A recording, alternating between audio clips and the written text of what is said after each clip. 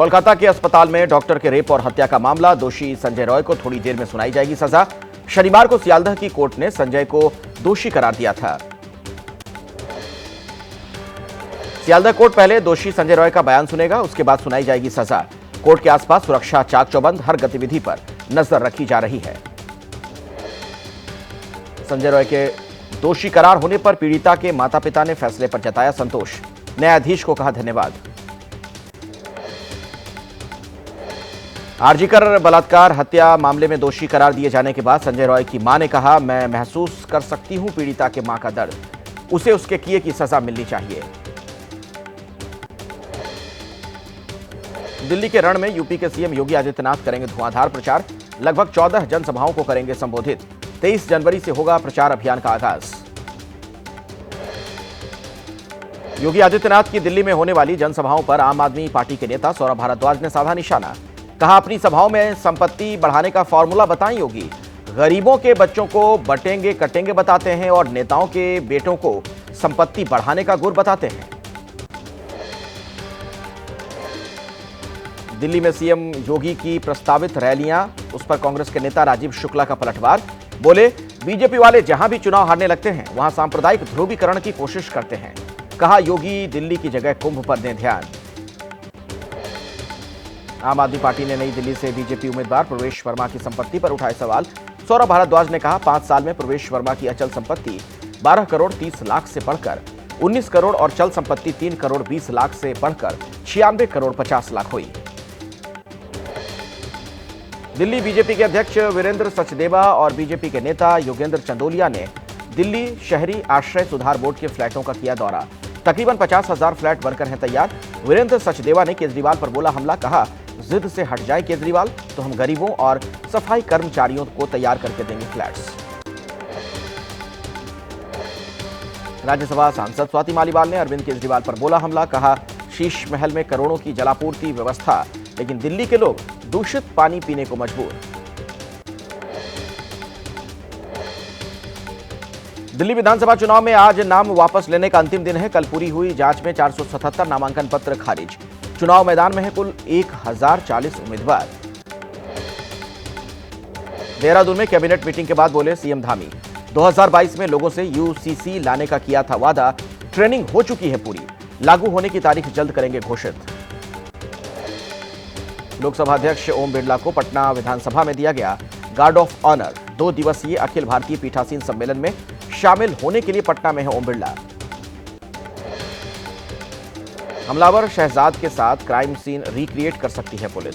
आरोपी शरीफुल इस्लाम शहजाद को लॉकअप से बांद्रा पुलिस स्टेशन लाया गया।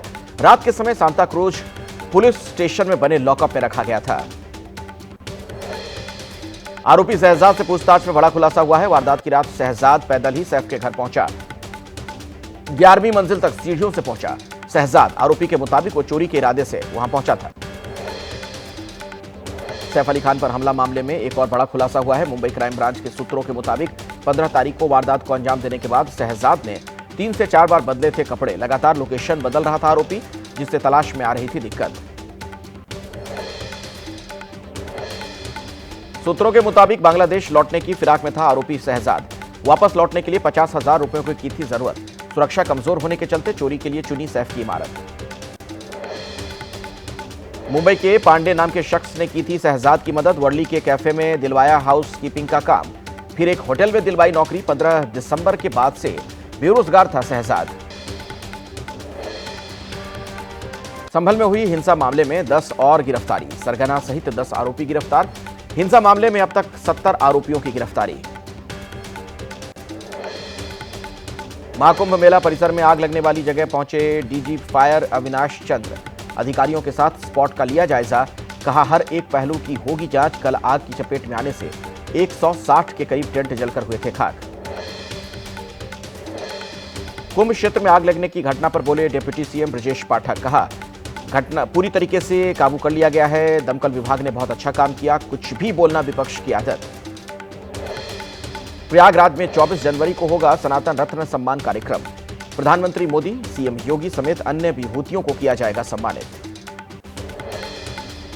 बीजेपी के सांसद रवि किशन बोले राहुल गांधी और प्रियंका गांधी को करना चाहिए महाकुंभ में स्नान। कहा 75 साल में जल इतना साफ कभी नहीं हुआ जितना अब है।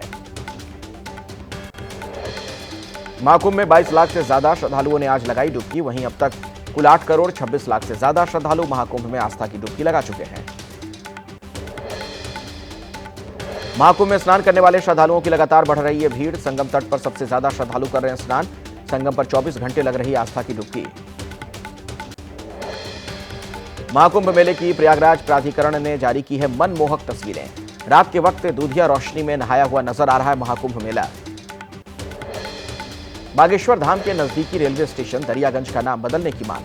पंडित धीरेन्द्र शास्त्री ने कहा, बागेश्वर धाम नाम रखने से सद्भाव को मिलेगा बढ़ावा। आंध्र प्रदेश के तिरुपति मंदिर को मिला 6 करोड़ रुपए का डोनेशन। चेन्नई में रहने वाले भक्त वर्धमान जैन ने तिरुमला तिरुपति देवस्थानम ट्रस्ट में दिया दान। चेन्नई में जीएसटी रोड पर लगा भयंकर जाम। पोंगल की छुट्टियां मनाकर लौट रहे लोगों के वाहनों से भरी सड़कें। आंध्र प्रदेश सरकार के 1200 एकड़ के ईवी पार्क पर उठे सवालों के घेरे में कुरनूल की जमीन का आवंटन।